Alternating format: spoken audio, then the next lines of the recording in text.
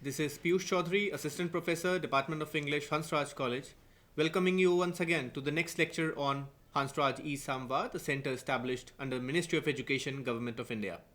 As part of the ongoing lecture series on the GE, Readings on Indian Diversity and Literary Movements, today we will go on to the short poem by the famous Hindi satirist and poet and journalist Raghuvir Sahay. Raghuvir Sahay, as we know, he has been popularly called as the poet of the masses, a poet of the marginalized, a poet of the common man, the average man, the common folk, right? Even in fact, I would first begin this lecture by giving you a quote, by Raghuvir Sahay himself, and these are his words, and he says, the first condition for being an artist is to fully participate in all areas of life. And he said that in his book, Nai Kavita, right? So, this particular quote, which I just now showed you, it shows Sahay's preoccupation with common themes, with themes of everyday life, with themes in all areas of life. He says, he says that a poet has to participate in all areas of life with themes of everyday life, themes, of common areas of life. Sahay, therefore, is also known as poet of the ordinary people, because he used to pick up the ordinary themes and topics, the themes which are very common, the themes which are very plain, but they are highly relevant. They are relevant for the common people like you and me. And in this particular poem, the name of the poem is Hindi. This is written after the independence of India.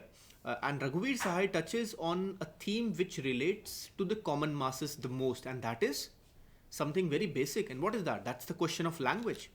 So in this particular poem, which is titled Hindi, Raghuvir Sahay, as the name of the title itself suggests, talks about Hindi language, and he wants it to be accorded the status of national language. He wants Hindi to be assigned as the national language.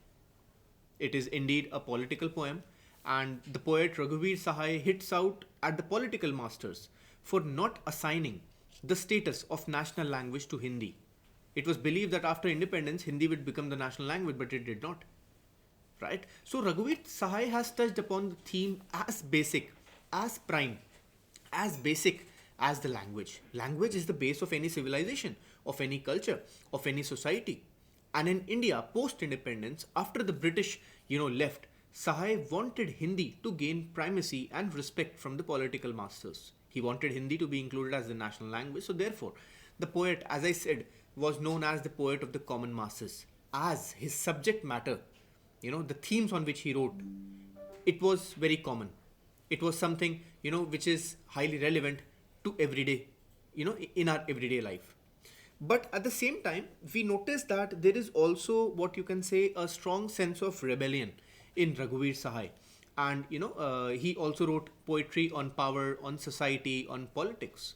So therefore, in this poem that we are going to read now, clearly he has taken a conversational stance, and the poet writes this poem as if he's speaking to someone in a very conversational tone.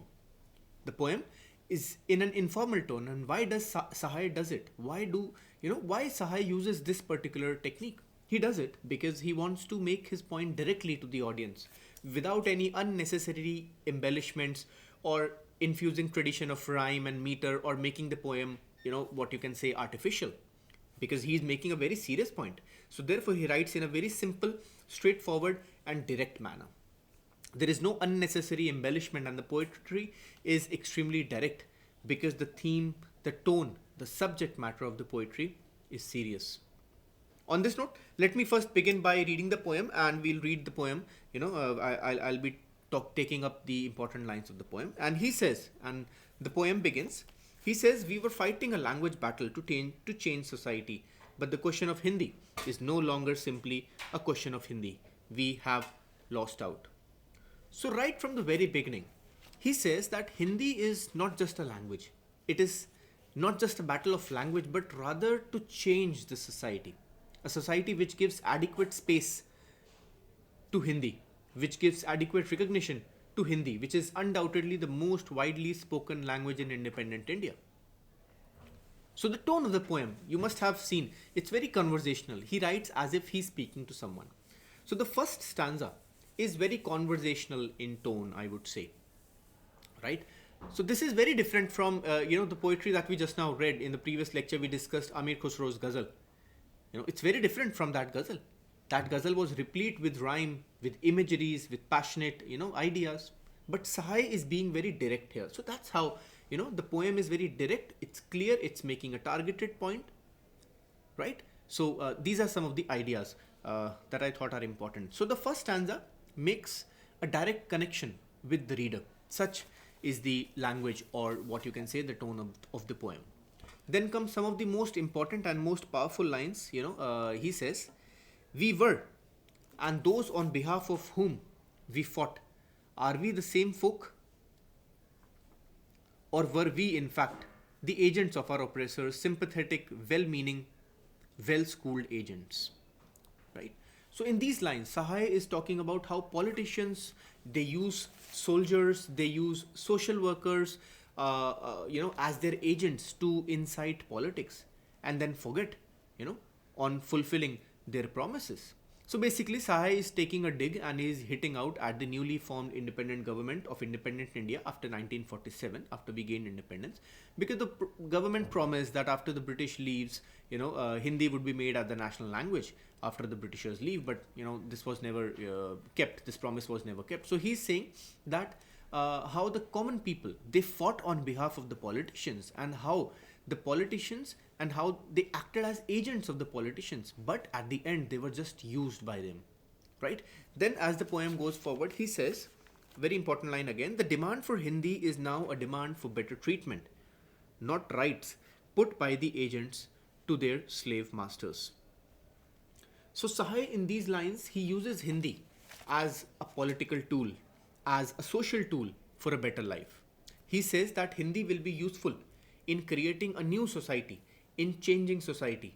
And he also says that now the demand for Hindi is not just a demand for language, but it is a demand for better treatment, a demand of their rights, and a demand to change the society, right? So let's go forward now. Very powerful lines once again, and these lines, the next few lines, are extremely rebellious and quite, I would say, political in its tone. Look at what he says. He says, "They use Hindi in place of English, while the fact is their masters use English in place of Hindi, and the two of them have struck a deal. He who exposes this hypocrisy will dispose of Hindi slavery. This will be the one who, when he speaks Hindi, will show what simple folk really feel." So the poem, as you notice, ends on a flourish, and the common people are being used as pawns, as agents at the hand of the powerful politicians, right? In the name of language, this is what is happening. And you will notice that the last 3-4 lines, end with a very powerful note, right? He says that the person who will expose the hypocrisy of the politicians will be the one who will free Hindi from its slavery. So therefore, the poem ends here, but on a rebellious tone. The poem is basically about about the battle for language supremacy in post-independence India in the 1950s. And here, Raghuvir Sahay uses the metaphor of the battle to highlight the problems of the time. So here the battle for language is the battle for creating their own society, because Hindi did not get the status of national language in independent Bharat. The promises were shattered, the hopes were thwarted, and this leads to some sort of a disillusionment and frustration in poets like Raghuvir Sahay. And that is why he has written this poem Hindi, to express his dissatisfaction, his disillusionment, his disappointment. So therefore, at the end, he gives a clarion call for anyone who can expose this hypocrisy. What is this hypocrisy that he's constantly referring to? What do you think? Basically, this hypocrisy is the unholy alliance between the people in power and the local sympathizers of Hindi. They are just sympathizing, but they are not making adequate efforts to promote Hindi as the national language, and that is the need of the hour.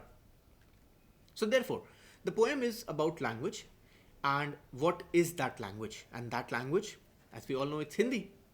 So the poet is talking about the language politics and the various politics that go on in the name of language in India. Language is the base of any civilization. It's important, right?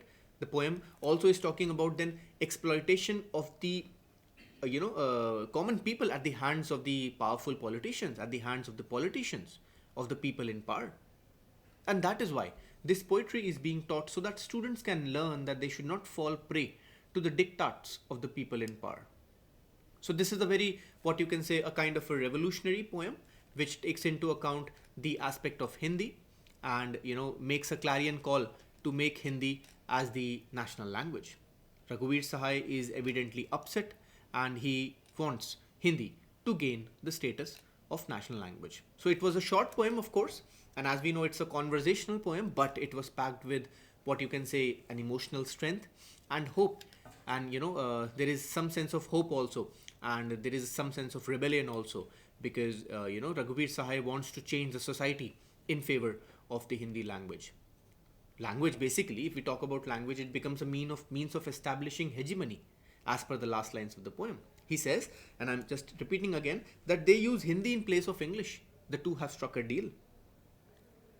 So they are the government and the ones who betrayed Hindi, and betrayed the emotions of the Hindi speakers.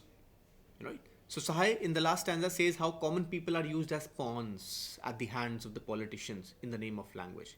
And therefore he gives a clarion call that anyone who exposes their deal will be the savior of Hindu. So therefore the poem ends with the theme of the common people and the common man. As I said in the beginning of this lecture, Raghuvir Sahay, he wrote about power, he wrote about violence, he wrote about politics, he wrote about everyday issues, he wrote about hard-hitting realities, he wrote about the common man, the common people, the society. And therefore, he is rightly known as the poet of the masses, poet of the common man, because his themes talked about problems of the common people. Because the way that he mentions how common people becomes pawns at the hands of the powerful language, this is the main theme. So one of the major themes is language, right? And how people are exploited, how the common people are exploited. So with this, I will come to the end of another lecture and another poem. This is the last text in this particular unit, that is language, politics, Hindi and Urdu. I will see you again shortly in the next unit of our syllabus. So please stay tuned at Hansraj e-Samvaad and do share the video with others. I hope it made some sense to you and added some value, and it might help. I sincerely hope that it helps you in the preparation of your exams. So I'll see you very soon. Thank you, goodbye and Jai Hind.